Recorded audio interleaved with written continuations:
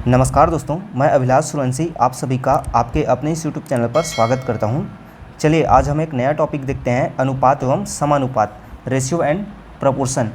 तो चलिए सबसे पहले हम अनुपात या रेशियो के बारे में देखते हैं। तो अनुपात या रेशियो है क्या? दो सजातीय राशियों के बीच में तुलनात्मक संबंध है, या बोल सकते हैं कि जब हम दो राशियों का कंपेयर करते हैं तो वही कहलाता है अनुपात। या फिर ऐसा भी बोल सकते हैं, जब दो सजातीय राशियों की तुलना भाग की क्रिया द्वारा की जाती है तो प्राप्त भागफल को अनुपात कहा जाता है। अब देखिए यहाँ पर मैं आपको बार बार सजातीय राशि बोल रहा हूँ। तो सजातीय राशि का मतलब है क्या कि जो उनका राशि हो एक ही टाइप का हो। जैसे कि कोई रुपीज़ में है तो रुपीज़ में होना चाहिए, कलर में है तो कलर में होना चाहिए, लंबाई में है तो लंबाई में होना चाहिए। जैसे कि हम कोई लड़का है, यदि वह गोरा है तो उसका कंपेयर एक काले लड़के से कर सकते हैं कि हाँ ये गोरा है और काला है। इसी प्रकार उनके लंबाई में भी हम कंपेयर कर सकते हैं कि एक लड़का दूसरे लड़के की तुलना में इतना लंबा है। तो चलिए देखिए इसे एक एग्जांपल के साथ समझते हैं। जैसे कि एक लड़का है ए और दूसरा लड़का है बी। ए के पास क्या है 10 रुपया है और बी के पास 20 रुपया है। तो इसका मतलब क्या हो रहा है कि मैंने आपको बोला कि जब दो राशियों की तुलना भाग की क्रिया द्वारा की जाती है तो इसको हम क्या करेंगे, भाग देंगे। तो यदि इसको देते हैं तो देखिए अनुपात का मतलब होता है भाग ही होता है या बटा। तो इसे हम लिख सकते हैं ए बटा बी या ए अनुपात बी। तो ए अनुपात बी ये अनुपात का साइन है। तो यहाँ पर इसका मतलब होगा कि ए को हम बी से क्या करेंगे, भाग देंगे। और इसका मतलब हो जाएगा क्या, 10/20। जब इसको हम डिवाइड करेंगे तो क्या प्राप्त होगा हमको, 10 से कम 10 दूनी 1/2 प्राप्त होगा। इसका मतलब ये हो रहा है कि जो भागफल हमें क्या मिला, आधा मिला। 1/2 मतलब आधा। तो इसका मतलब ये हुआ कि जो ए का पैसा है वह बी के पैसे से कितना है, आधा है। या यदि बी को ए से कंपेयर करें तो ये क्या हो जाएगा, b/a, b/a। तो ये क्या हो जाएगा 20/10। तो यहाँ पर यदि हम डिवाइड करते हैं तो क्या प्राप्त हो रहा है, 2। इसका मतलब क्या है कि जो b है वो a की तुलना में क्या है, 2 गुना है। तो इस तरह से क्या है, हम दो सजातीय राशियों के बीच में तुलना करते हैं। अब यहाँ पर देखिए ये रुपीज़ है, इसलिए हमने तुलना किया यहाँ पर। यदि यह रुपीज़ में है और उसका हम बोलें कि हाइट में या फिर किसी और प्रकार के राशि में तुलना करें तो ये असंभव है। मतलब अनुपात यह बताता है कि एक राशि दूसरी राशि की कितनी गुनी है। तो देखिए यहाँ पर हमने क्या सीखा कि अनुपात का चिन्ह क्या होता है, ये अनुपात का साइन होता है। अब इसे हम, इसका मतलब भाग भी होता है या बटा भी होता है। तो जैसे कि मान लीजिए हम लिखते हैं ए अनुपात बी, इसी को हम क्या लिख सकते हैं, ए बटा बी भी लिख सकते हैं, या इसी को ए भागित बी भी लिख सकते हैं। ये तीनों क्या है, सेम है।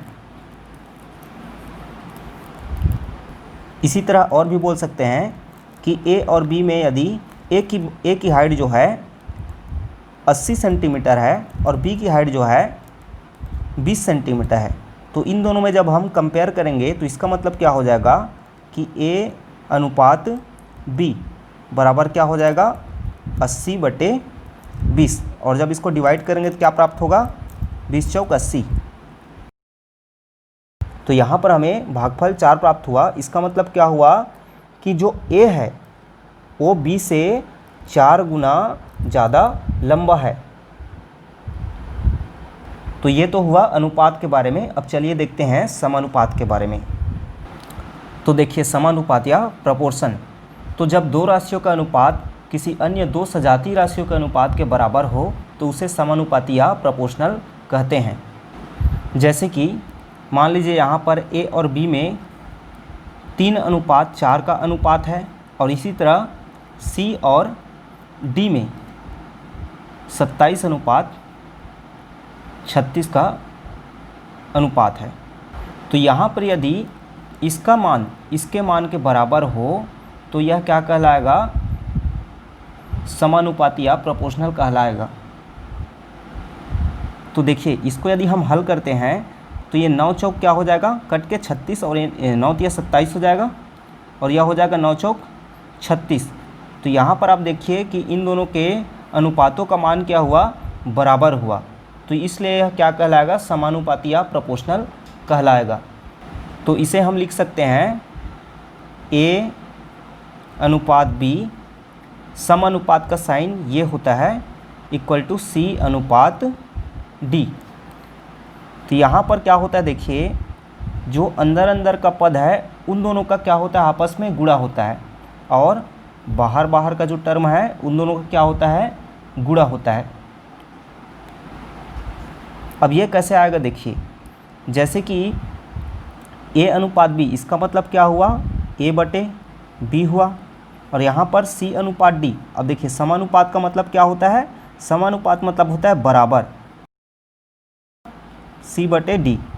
अब इसको हम हल करते हैं, क्या करेंगे, तिर्यक गुणक करेंगे, तो ये क्या हो जाएगा, A इंटू D हो जाएगा, और इधर क्या हो जाएगा, B इंटू C। तो हमें ये प्राप्त हो गया कि बाहर बाहर के टर्म का पद मल्टीप्लाई हुआ तो A इंटू डी आया, और अंदर अंदर का B इंटू सी। अब देखिए यहाँ पर जो A है उसको क्या बोलते हैं, प्रथमानुपाती बोलते हैं, B को द्वितीयानुपाती, C को तृतीयानुपाती और D को चतुर्थानुपाती बोला जाता है। इन चारों टर्म में यदि कोई 3 टर्म दिया है तो हम उस चौथे टर्म को आसानी से निकाल सकते हैं। उसके लिए क्या सूत्र लग जाएगा, मान लीजिए यहाँ पर B, C और D हमको दिया है, तो हम A कैसे प्राप्त कर सकते हैं, तो A निकालने के लिए क्या हो जाएगा, A इक्वल टू हो जाएगा, अब देखिए यहाँ से A इक्वल टू क्या हो जाएगा, B इंटू सी इधर है तो ये B इंटू सी। अब ये जो D है इधर जाके क्या हो जाएगा, अपान में हो जाएगा, तो A इक्वल टू क्या हो जाएगा, BC अपान D। इसी तरह से यदि A, C और D मतलब पहला, दूसरा और तीसरा टर्म दिया है, तो दूसरा पद को निकालने के लिए हमको क्या हो जाएगा, तो B को निकालने के लिए हो जाएगा B इक्वल टू, अब यहाँ से B इक्वल टू क्या हो जाएगा, A इंटू डी, और ये जो है C नीचे में चले जाएगा, तो ये क्या हो गया, हमारा सेकेंड टर्म निकल जाएगा। और थर्ड टर्म C कैसे निकल जाएगा, C इक्वल टू हो जाएगा A into D upon B। इसी तरह फोर्थ टर्म D कैसे निकलेगा, D equal to B into C upon A। इस तरह से हमारा चारों टर्म निकल जाएगा। इसका यूज़ अभी हम आगे क्वेश्चन सॉल्व करने में करेंगे। अब देखिए सतत समानुपात या कंटिन्यूड प्रोपोर्शन। तो जब किसी पहली और दूसरी राशि का अनुपात दूसरी और तीसरी राशि के अनुपात के बराबर हो तो उसे सतत समानुपात या कंटिन्यूड प्रोपोर्शन बोला जाता है। तो यहाँ पर देखिए समानुपात में हमारा 4 राशि था A, B, C, D, लेकिन यहाँ पर कंटिन्यूड प्रोपोर्शन में 3 ही राशि रहेगा। यहाँ पर A, B और C 3 राशि हैं, जहाँ पर हम A को प्रथम अनुपाती बोलेंगे, B को मध्यानुपाती बोलेंगे और C को तृतीयानुपाती बोलेंगे। तो देखिए इसे हम क्या लिख सकते हैं, A अनुपात B, समानुपात क्या है, B अनुपात C। इसको हम लिख सकते हैं A बटे B बराबर B बटे C। तो यहाँ से यदि हमको दो राशियों का मध्यानुपाती या प्रथमानुपाती या तृतीयानुपाती पूछा जाए तो आसानी से हम निकाल सकते हैं। तो देखिए सबसे पहले दो राशियों का मध्यानुपाती क्या हो जाएगा,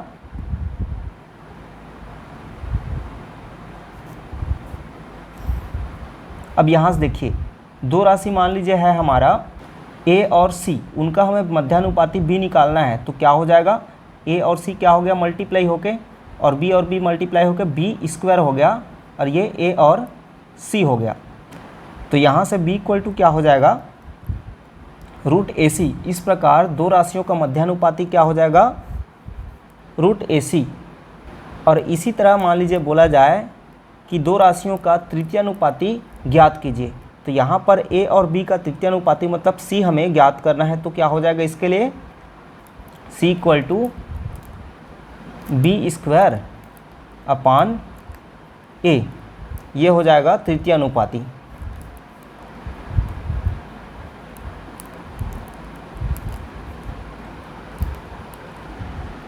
तो देखिए अब हम अनुपात से संबंधित क्वेश्चन हल करके देखते हैं।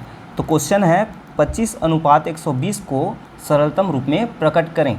तो इसे क्या है, हमको सिंपलेस्ट फॉर्म में लाना है।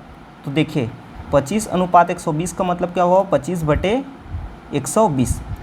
तो किसी अनुपात को सिंपलेस्ट फॉर्म में लाने के लिए क्या करते हैं, उन दोनों राशियों के HCF से दोनों को भाग दे देते हैं। तो इन दोनों का HCF क्या हो जाएगा, 25 और 120 का HCF 5 आएगा। तो 5 से हम दोनों को क्या देंगे, भाग देंगे।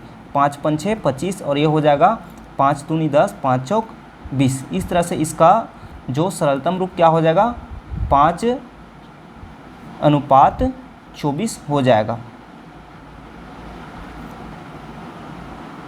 चलिए अगला क्वेश्चन है, 25 पैसे और 3 रुपये का सरलतम अनुपात बताएं।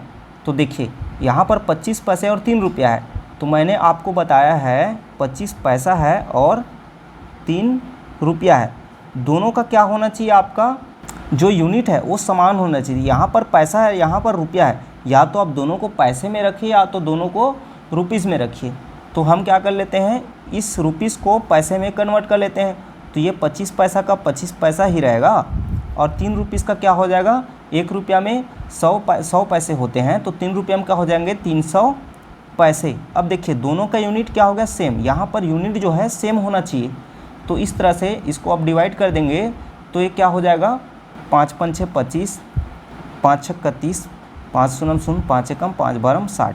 तो इस तरह से ये क्या आ जाएगा, 1/12 आ जाएगा। मतलब इसका सरलतम अनुपात क्या हुआ, 1:12 हो जाएगा। देखिए अगला क्वेश्चन, एक स्कूल में लड़के एवं लड़कियों की संख्या का अनुपात 5:3 है। यदि लड़कों की संख्या 480 हो तो लड़कियों की संख्या ज्ञात कीजिए।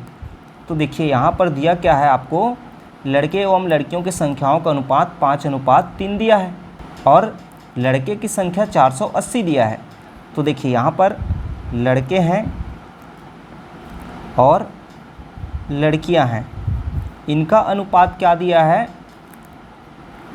5:3 दिया है।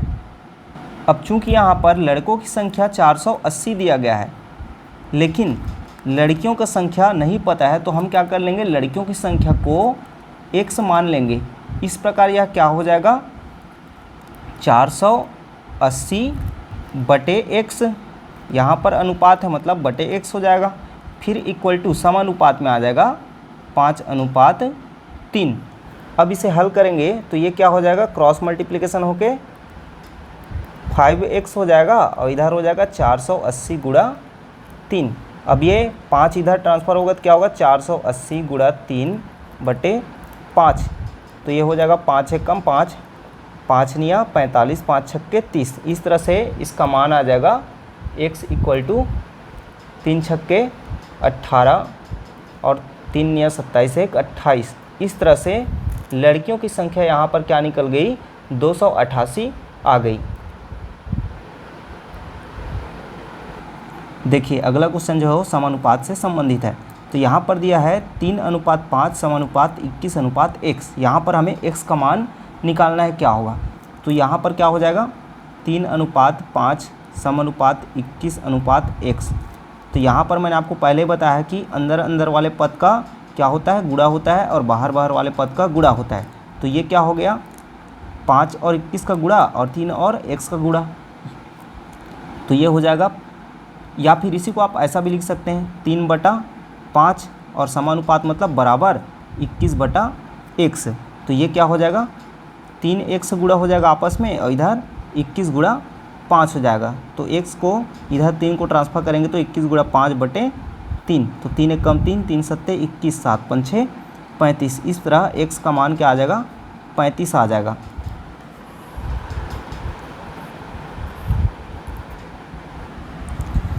देखिए अगला क्वेश्चन है, 15, 45 और 20 का चतुर्थानुपाती ज्ञात कीजिए। तो चतुर्थानुपाती बोला गया है मतलब यहाँ पर क्या दिया है हमको, पहला दिया है 15, फिर दूसरा अनुपात दिया है 45, फिर समानुपात तीसरा दिया है 20 और चतुर्थानुपाती नहीं दिया है। तो चतुर्थानुपाती को हम x मान लेंगे। अब ये हो जाएगा x का मतलब यहाँ पर हमें x का वैल्यू निकालना है। तो इसे लिख सकते हैं 15/45 बराबर 20/x। इस तरह से क्या हो जाएगा, ट्रांसफ़र क्रॉस मल्टीप्लिकेशन करेंगे तो यह हो जाएगा 15x और इधर 45 गुणा 20। को इधर ट्रांसफ़र करेंगे तो क्या हो गया 45 गुणा 20/15, ये हो जाएगा 15 कम 15, 15 तिया 45। इस तरह x बराबर क्या आ जाएगा 20 तिया 60। इस प्रकार हमें चतुर्थानुपाती 60 प्राप्त हो जाएगा। अब देखिए अगला क्वेश्चन है 16 और 25 का मध्यानुपाती ज्ञात करें।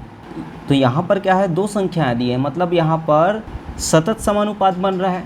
तो ये क्या हो जाएगा, मध्यानुपाती का हमने फॉर्मूला पढ़ा है, मध्यानुपाती बराबर क्या हो जाता है √AC, मतलब यहाँ पर A 16 दिया है और C 25 दिया है। तो यह क्या हो जाएगा 16 गुणित 25, अब 16 का मान होता है 4 और 25 का 5, तो ये हो जाएगा 5 चौक 20। या फिर इसे हम एक बेसिक तरीके से भी हल कर सकते हैं कि मान लेते हैं हम पहला जो हमारा प्रथमानुपाती है वो 16 दिया है और जो मध्यानुपाती है वो नहीं दिया है, वो निकालना है, उसको हम x मान लेते हैं, और तृतीयानुपाती हमारा 25 है। ये क्या है समानुपात में है, तो इसलिए यह क्या हो जाएगा 16 अनुपात x और समानुपात x अनुपात 25 हो जाएगा। अब इसे आगे हल करते हैं तो ये क्या हो गया 16/x लिख सकते हैं और इसे x/25, तो ये हो जाएगा x² = 16 गुणा 25, मतलब यह हो गया x बराबर √16 गुणित 25, तो x बराबर हो जाएगा 4 गुणित 5 बराबर 20। देखिए एक और क्वेश्चन, एक स्कूल के मैदान की लंबाई और चौड़ाई का अनुपात 5:2 है। यदि चौड़ाई 40 मीटर है तो लंबाई क्या होगी। तो दिया क्या है यहाँ पर, लंबाई और चौड़ाई में अनुपात दिया है कितने का 5:2 का। अब यहाँ पर चौड़ाई हमें 40 दिया है और लंबाई पता नहीं है, लंबाई को हम L लिख लेते हैं, = 5:2 है। तो इसे हल करेंगे तो यह क्या हो जाएगा L/40 और ये 5/2, तो ये हो जाएगा L × 2 और ये 5 × 40, तो L = क्या हो जाएगा 5 गुणित 40/2, मतलब 2 1 कम 2 20 सम और 20 पंछे 100। इस तरह से उसका लंबाई क्या हो जाएगा 100 प्राप्त हो जाएगा।